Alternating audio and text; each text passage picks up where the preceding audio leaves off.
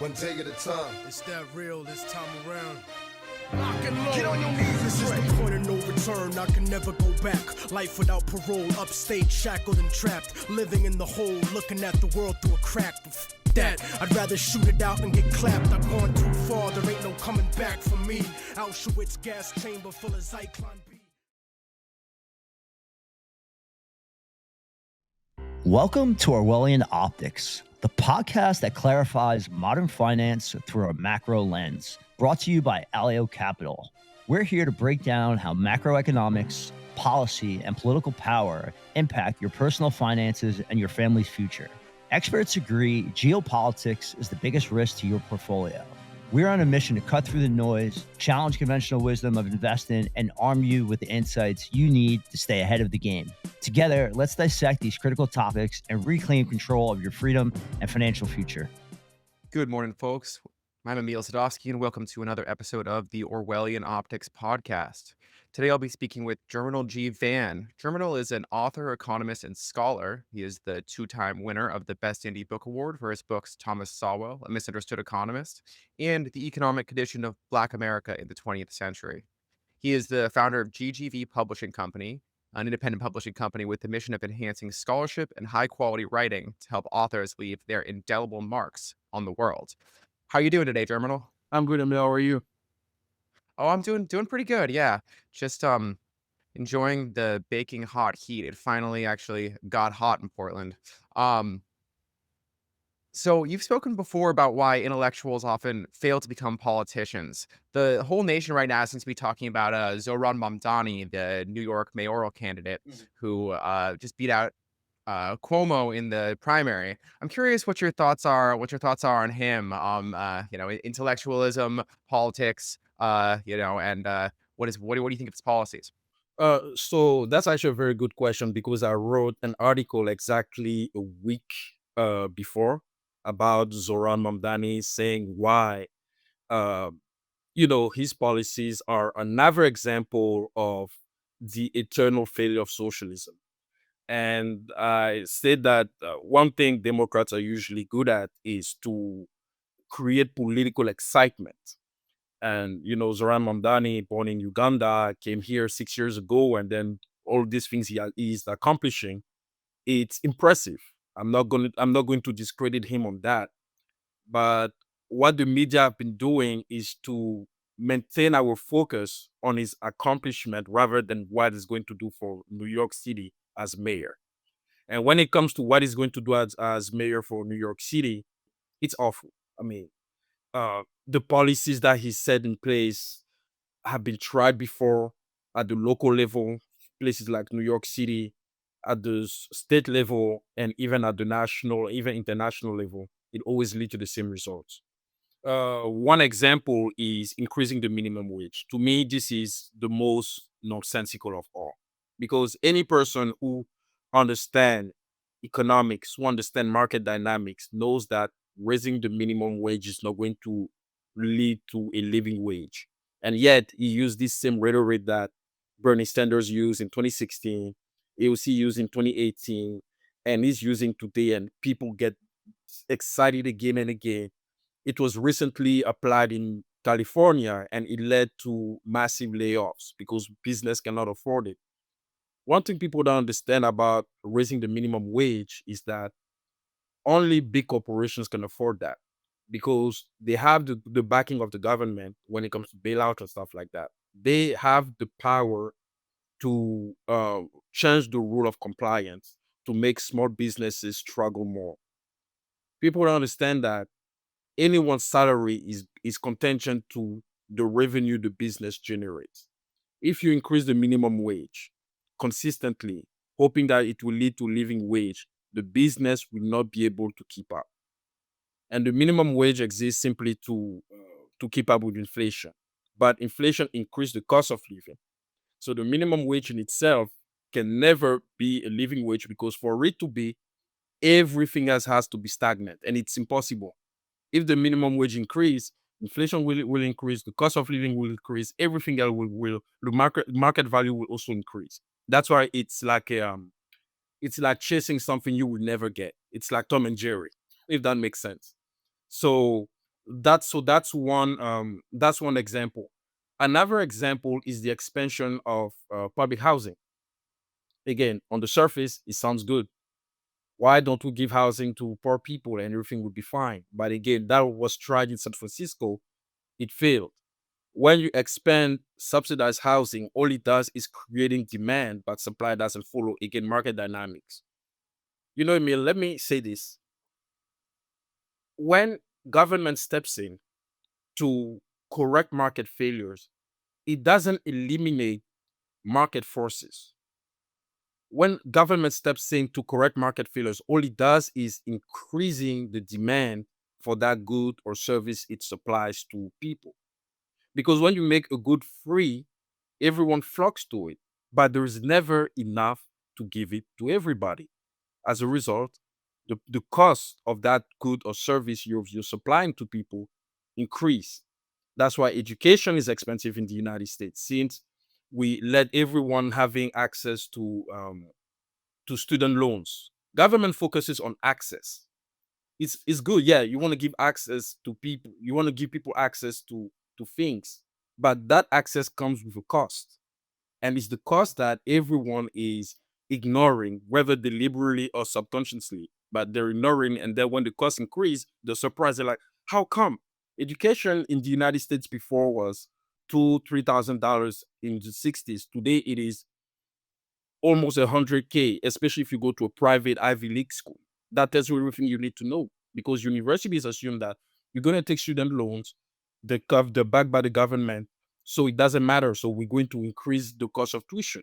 But if there was no access to student loans, or let's say student loans weren't selective, it was only to people who study jobs that are in demand, like law, medicine, stuff that you know that once you get your diploma, you're gonna get a job in the market.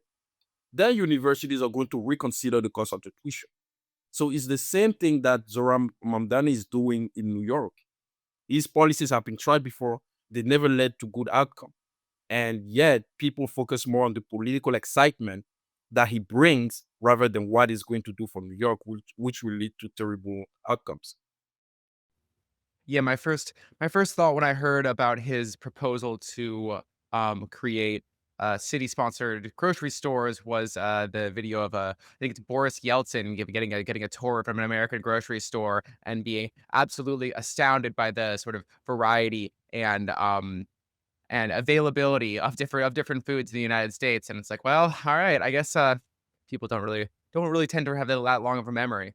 I mean, I think your point about the universities is spot on. I mean, here at Orwellian Optics, we talk a lot about the geopolitical and macroeconomic factors that really shape our economy and markets these days, and one of them being like government comes in with something like student loan expansion. You have federally backed student loans, and suddenly you have a skyrocketing cost of education. Similar thing happened with medicine when the you know federal Medicare was expanded to incredibly, and then you can see that the cost of medicine and the entire industry skyrocketed as a result. But part of the dynamics of our era seem to be that uh, these these government choices and these geopolitical factors take a huge have a huge effect on the market because federal programs have gotten so big. Um, Speaking of federal programs, I looked at Polymarket this morning, which is the crypto prediction market, which said that Trump's big beautiful bill has a 94% chance of passing this month.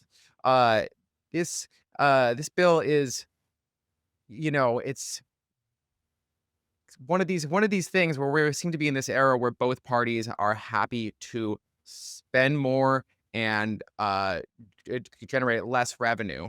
Um, this bill is sort of the perfect example of that. We've talked about it for a while in Orwellian Optics. How do you see the big beautiful bill and its economic fallout? Well, I mean, nothing new. The big beautiful bill is just going to inflate the national debt. And it's sad because it shows that, as you said, like, it's going to generate less revenue, right? And more spending. So it's going to increase the deficit. And the sad part is that politicians make no effort to create surpluses. They just want to create deficits. And government has no incentive to create profits, which is, in political terms, surpluses. Because, for example, you own a business. Profit shows the health, the health of a business. It's the financial health of a business. If your business that doesn't generate profit after a certain time, it becomes problematic. Today we all got accustomed to the unicorn companies now, like they focus on growth rather than profit. But the fundamental law of any business is at the end of the day, you want to make sure that the money you generate, it's more than what you spend. Because the people investing in your business, they're not doing that for charity. They expect a return on the investment. So that being said, you have to generate profit. And when it comes to government, the government does the complete opposite. They generate deficit. Basically, the more they spend on failed policies, the more its power expands, because the business of government is regulation. That's the business of government. That's why I hate good politics, because good politics means you are going to increase the number of regulations. And when you regulate something, it means you've so regulation focus on things people cannot do. That's what people don't understand about how government works. When they say, "Whoa, we want government to do this for us, we want government to do that for us." The founding fathers wrote the Constitution on purpose to limit the power of the federal government, because they know that if you don't, its power is going to expand and you're going to have less freedom, because you cannot have more regulations and more freedom at the same time. It doesn't make sense. It doesn't hold up. If you ask government to do something for you, the only power government has is the power to legislate, meaning to implement laws. And those laws government implement focus on things you cannot do. If you read any bill that Congress passed, is always focused on things human beings cannot do. So why are you asking more of that? It doesn't make sense. What we want is freedom. Freedom means less regulations. So to come back to your question about the big beautiful bill, it's going to increase the deficit, and that deficit is only going to lead to inflation, because when the deficit expands, what happens? Government has to cover that deficit. It's going to go and borrow that money from the Federal Reserve, either through debt monetization or through the sale of treasury bonds. Either, regardless of the method that government use, it's going to borrow money, and that money being injected in the economy is going to do two things. Number one, it's going to create the cantillon effect. I don't know if you heard about this term, but anyone who knows about the cantillon effect knows that this is the foundation of wealth inequality in any market society, because the three recipients, every time the central bank injects money into the economy to stimulate economic growth, the first recipient is the government, big corporations, and very wealthy individuals who get that money. At the time when they get that money, the value of the assets increase. In fact, the central bank inject money in the economy. They claim to stimulate economic growth, but in fact, they do that to help the government spend more, because the central bank is the bank of the government. They claim that it's independent, but it is not. It is here to supply funds to the government. So the government gets that money and then starts spending wastefully on programs that are ineffective, that generate suboptimal results. And then the second recipients are people like us who are business owners. By the time we get that money, we know that demand is going to increase. So what we do is that we start increasing the price of goods and services to maintain profitability. So then the third recipients, who are usually people in the middle class, the consumers, W2 employees, when they get that money, now they feel richer, so they say, so they go on a spending spree. But by that time, the prices of goods and services has already increased. Therefore, their purchasing power is decreasing, and that's how we get inflation. So the big spending bill, it's another trigger to increase government spending, to increase the deficit, and therefore to lead to inflation. They're not trying to reduce government spending to reduce inflation. And inflation only benefits people at the top. never benefit those at the bottom. And what Trump did is that he just showed that he's a cog in the machine at the end of the day. He talk about draining the swamp. He talk about uh he wanted to reduce government spending. That's why Elon is mad at him. Regardless of what Elon, maybe Elon also has his motive. He's more into the EV mandate and stuff like that. But where Elon has been consistent is about the fact that government deficit is going to increase because of that bill. And Trump made the promise during the campaign trail that he was going to reduce government spending. So it's a problem. So he basically betrayed everyone who believed in him. He broke his promise, and his bill is going to lead to inflation. Because I don't think Trump doesn't care because he's here for a short period of time. Politicians are like these doctors. They start an experiment, and then they leave the lab before the results come out. That's what's going to happen. And then Trump is going to leave in 2029, January 2029. The new one is going to come. Is going to try to outdo whatever Trump did.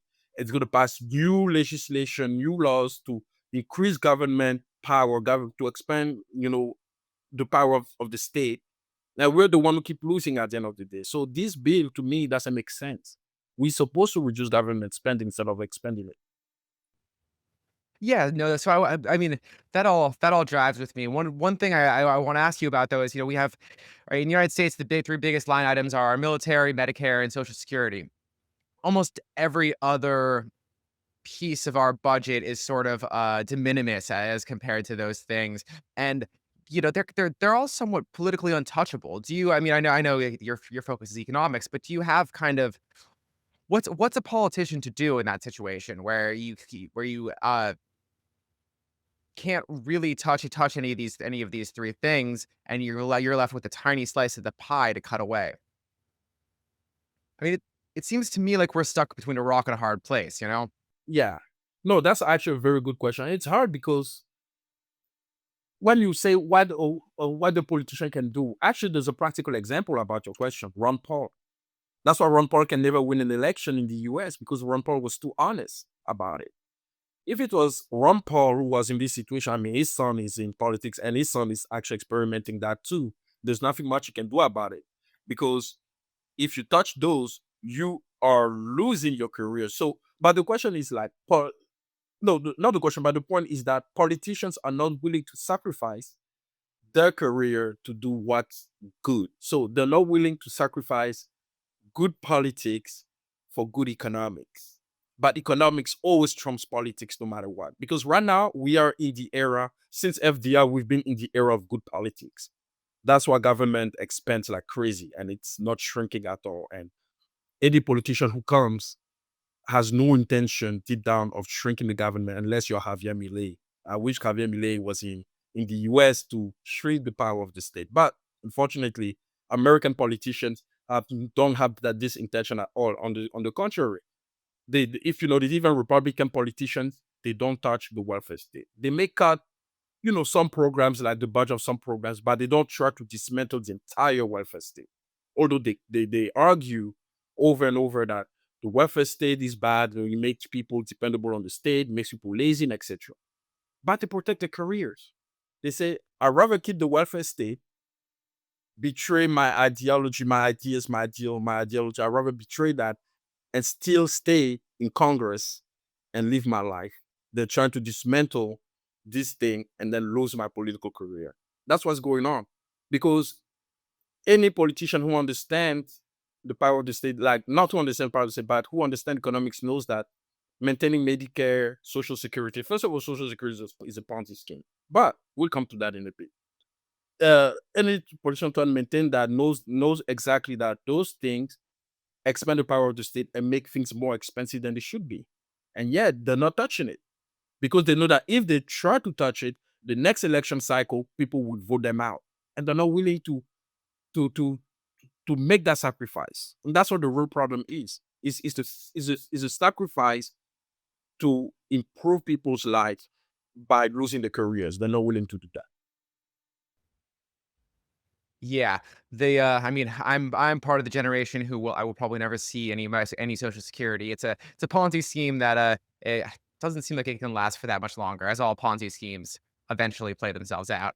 Um, I want to ask you a little bit about Thomas Jefferson, because I know you're a bit of a Jefferson scholar. While you're here, um, you put out a book in 2022 that sort of I didn't read it, but I looked at some summaries, and it seemed like you were talking about the way that his uh, anti-federalist or maybe his libertarian policies encouraged economic growth in the early republic. Could you talk a little bit about that?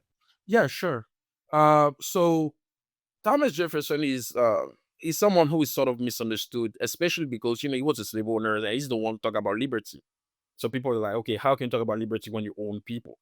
So that is unfortunately the eternal enigma or the contradiction of Thomas Jefferson. But he truly believed in um in the power of individuals. He really want a minimal government. And the way he want this was to prevent, for example, the creation of of the first bank of the United States, the National Bank, which is sort of like a central bank, because again, it was here to supply government the funds it needs to to do its activities, and that was in fact the foundation of his ideological disagreement with Alexander Hamilton, is the creation of the national bank, because he saw that this national bank, like the Federal Reserve, all it's going to do was create more inequality. Because at the time, the merchant were the one that was like the upper class; they were part of the aristocratic society, whereas the workers or the farmers were the one at the bottom. But Thomas Jefferson also distrusts government profoundly. He truly believed that the best way for people to prosper is to live in a civilized society where the power of the state is really contained to its legal functions.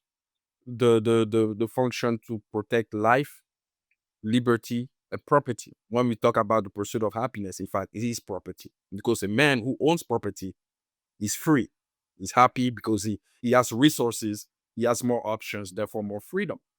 So Thomas Jefferson wanted people to have access to resources in order to expand, in order to flourish in a civil society.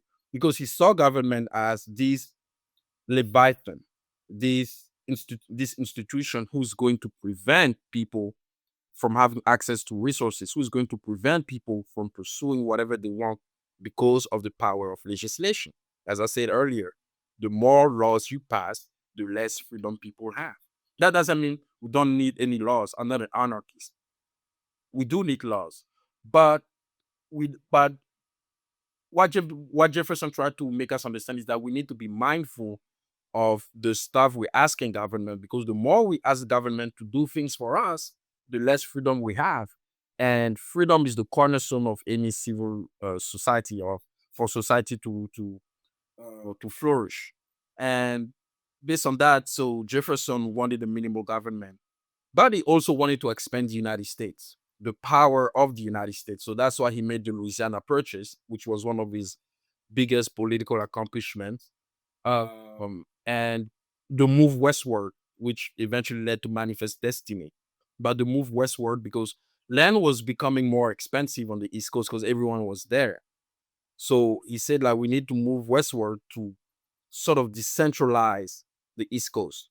Decentralization is like the core philosophy of Thomas Jefferson, because the more things are decentralized, the easier it is to coordinate society rather than when things are centralized. Yeah, I mean, it's while you were talking there, I started thinking a little bit about, I mean, that expansion westward and sort of the Jeffersonian yeoman farmer idea of personhood. Like you can right, like you have this property, and by being a steward of it, you become you start to participate in society in in a way as a stakeholder. Um, being sort of a cornerstone and foundation of democracy. But that, there's there's limits to that. I mean, the United States has a lot of space still, but I mean that expansion westward was almost kind of necessary for the continuation of that idea. I mean, do you have thoughts about that? And sort of as the country and the world gets more and more populous, like how much can you divide up and parcel the land? Well, when it comes to the westward expansion, it was necessary because, as you said, the world was growing in population, and therefore people need more space. They need more land to continue working the land. Especially at the time, the United States was an agrarian society. That was the key uh, component to understand here. So having more land was important, and there was no other way to expand. Now, the method of expansion is where a lot of people, have an opinion on it because they say that they removed Native Americans. It was their land, and they got rid of, and then of course Andrew Jackson came in with the Removal Act of 1831, which was the way he did it was sort of awful. But the point remains that uh, it was a necessity, and the method of doing it was where it again people argue over.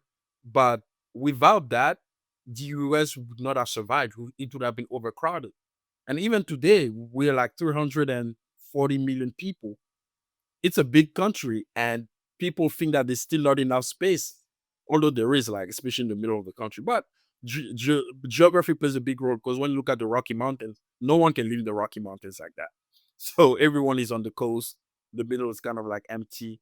But the point remains that that westward move was necessary to expand the population. That's number one. Number two, to create economic growth, because by people working the land, by creating goods and services that they can expand throughout the country, it creates more wealth for the country as a whole compared to if everyone was stuck in the same place for decades. And so, since that time, I mean, we were this agrarian economy for a long time. We moved into where the value and wealth came from land and the products of land, and then we moved into a sort of an industrial economy where the value of wealth often came from machines, the ownership of the machines. You needed the underlying land as well, of course, but you put a factory on it and you build the productive capacity, and that's where wealth came from for a long time. I sort of think we've entered this new era where the value of where wealth value comes from the productive capacity of machines still, but it's electronic data processing, and often it's the function of teams, highly skilled groups of people working in conjunction. You also see a lot of new assets kind of cropping up. I mean, we have the whole securities industry, which we're interested in here at Alio, but there's also a huge market capitalization in cryptocurrency, where with this kind of Thomas Jefferson and the participatory personhood nature of property and wealth. Well, how do you see these kind of new assets and these developments? Oh, that's an interesting question. I mean, today we live in a digital economy, so uh, the way now to create wealth is to basically own a lot of data, as you pretty much mentioned. And for example, cryptocurrency. I don't invest in crypto, but cryptocurrency has become like a new way to pretty much build wealth through collecting, like through data processing. So today, the more data you own, the more wealth you accumulate over time.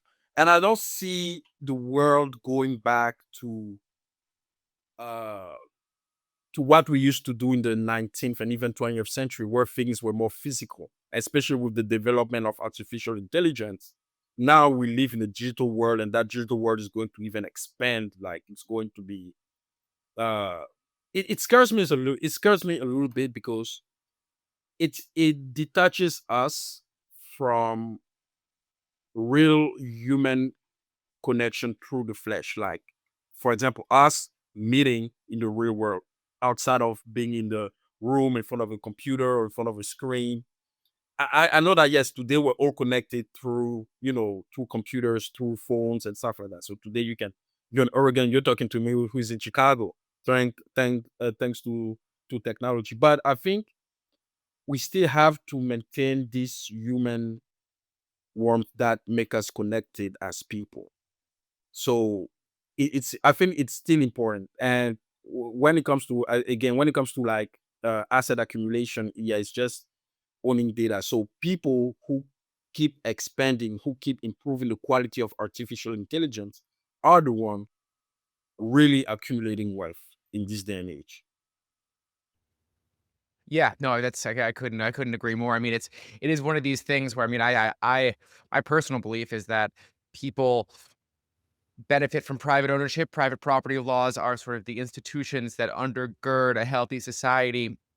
Um, However, there is a limit to the amount of land property, which is sort of the original way to gain wealth. And there's something about land that's somewhat unique.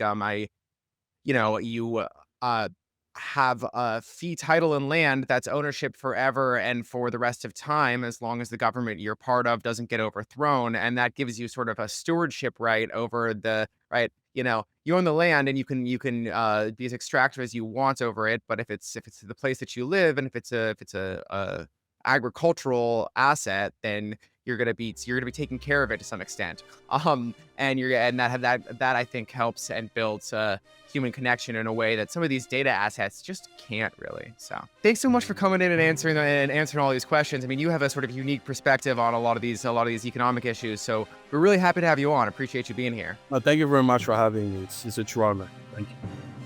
Thanks again for joining us, ladies and gentlemen. Be free, think macro, invest smarter by joining the macro revolution with the only investment app powered by Altitude AI. You can join the beta at aliocapital.com. Again, that's aliocapital.com. If you enjoyed the show, please leave a 5-star rating, click like below, and subscribe so you don't miss out on any future episodes. Stay free, and as always, God bless America. This episode has been brought to you by Alio Capital. Get empowered to confidently grow your wealth while strategically managing geopolitical, monetary, and fiscal policy risks. Here at Alio, we combine professional macro investment strategies, personalized portfolio solutions, institutional-grade data, and comprehensive wealth tracking into the only AI-powered financial investment app to help you achieve your financial goals independently. Be free, think macro, invest smarter. For more information, download the app now or visit us at aliocapital.com.